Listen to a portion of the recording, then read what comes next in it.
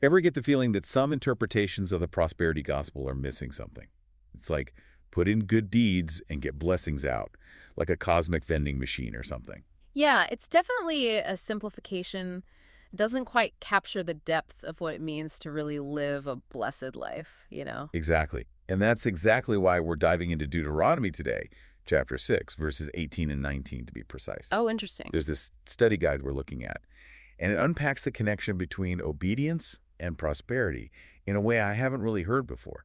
It gets below the surface. I like it. So not just about the formula, but the why behind it. Right. And it all comes down to that phrase in verse 19, so that it may go well with you. Sounds simple enough on the surface. Well, sure, but we have to remember this was written for the Israelites right as they were about to enter the Promised Land. Ah, so the historical context is key here. Exactly. It was about taking possession of a physical land, a place of abundance. Right, right.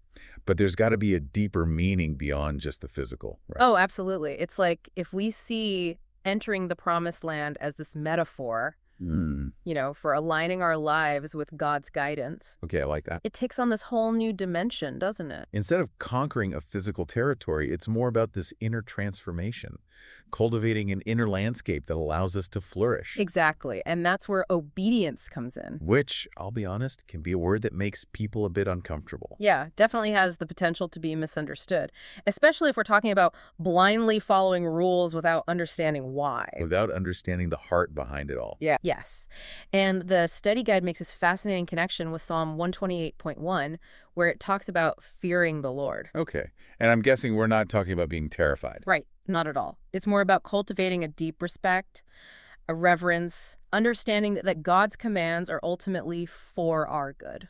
It's that difference between a child who avoids doing something bad because they're scared of being punished versus a child who chooses to do good because they get it. They understand that it pleases their parents, that it reflects a loving relationship. Perfect analogy. Because true obedience, it flows from that trust, from understanding, not just obligation. Not just going down a checklist of things we're supposed to do. Exactly. So it's less about checking boxes and more about aligning our actions with truly understanding God and what brings true flourishing. You got it. It's recognizing that God's guidance isn't random. It's rooted in love for us, a desire for us to experience abundant life. And that leads to a really interesting question, at least for me. If obedience isn't about a formula, then what does it actually look like? How does it lead to the prosperity and well-being that Deuteronomy is talking about? Well, the study guide gets really practical here. It goes into Proverbs, which is just full of wisdom about aligning our actions with God's principles. Yeah, Proverbs is great for that. And it specifically points us to Proverbs 3.1-2. Oh yeah, my son, do not forget my teaching, but keep my commands in your heart, for they will prolong your life many years and bring you peace and prosperity. There you go. I love how that highlights the benefits, the real tangible benefits of following God's guidance. Long life, peace, prosperity. It's not just some abstract idea. This is real life. It is. And it's like that idea of sowing and reaping that we hear so often. The choices we make today, they're like planting seeds. They're going to bear fruit eventually.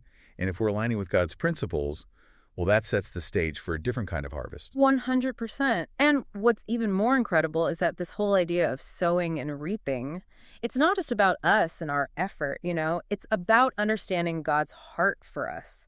And that takes us to a powerful verse of Jeremiah. So we're talking about God's heart for us. And you mentioned Jeremiah. Yeah, Jeremiah 29.11. It's like a foundational verse for understanding just how much God cares about our well-being. What does it say again?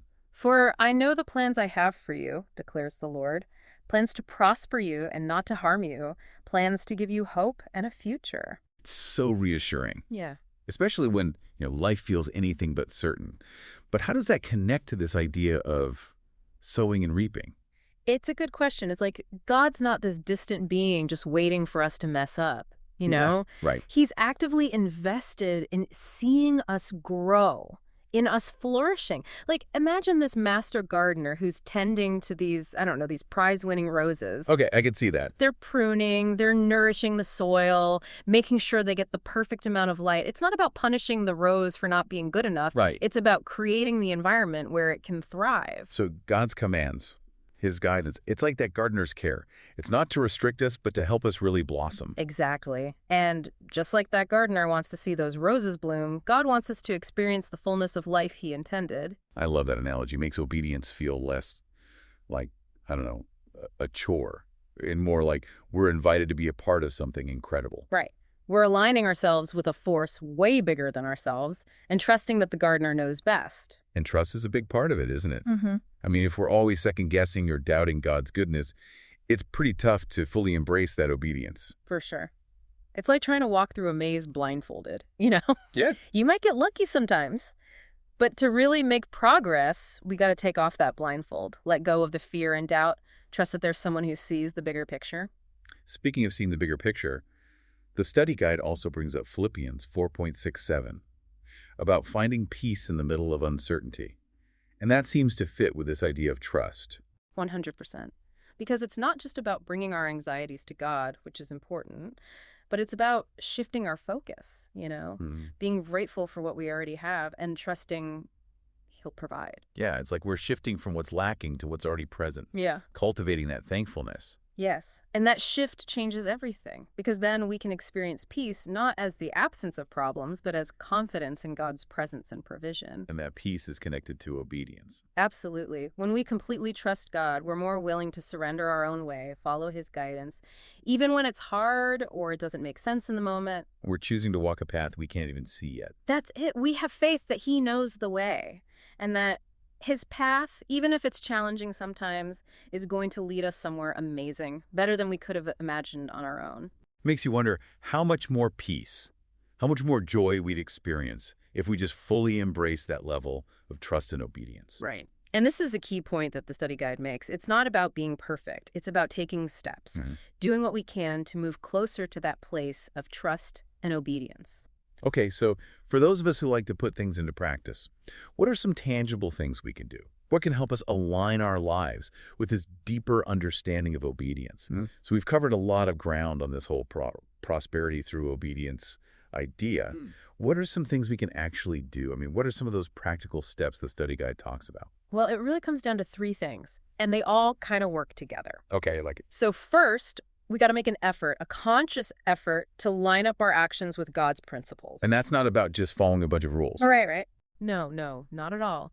It's about looking at our everyday lives and asking ourselves, what would it look like to really live out love, generosity, integrity? Yeah, making choices that reflect those deeper values we keep coming back to, the things that really matter to God. Exactly. And that leads right into the second one, which is all about trusting God's plan. Like really trusting, even when things are hard or we just don't get it.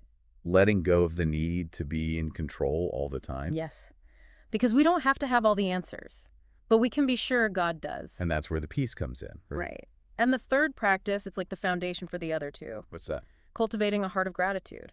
When we're busy focusing on what's good, even the small stuff, it changes our whole outlook.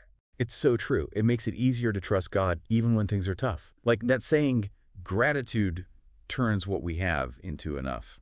Love that. It helps us be content right here, right now, instead of always chasing after more. Absolutely. And, when we can approach life from that place with gratitude and trust, it's amazing how obedience, it doesn't feel like a burden anymore. It's like an act of love, a way to surrender to something bigger. Instead of having to do it, we get to. Yeah. We get to align ourselves with this God who loves us more than we can imagine. And that's what it's all about, because true prosperity, it's so much more than just stuff. It's peace, it's joy, it's purpose, it's knowing God. It's that abundant life we were talking about earlier. Yes.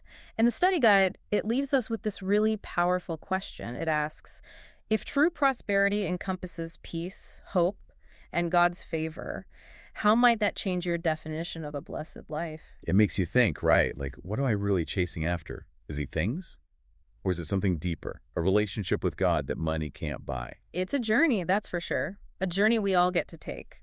And it's about moving our focus from outward success to inward change, from striving to surrendering, from fear to faith. It's about realizing that true abundance isn't about what we have, but who we become when we align our lives with God. And on that note, we'll leave you to ponder that for yourselves. Until next time, keep diving deep.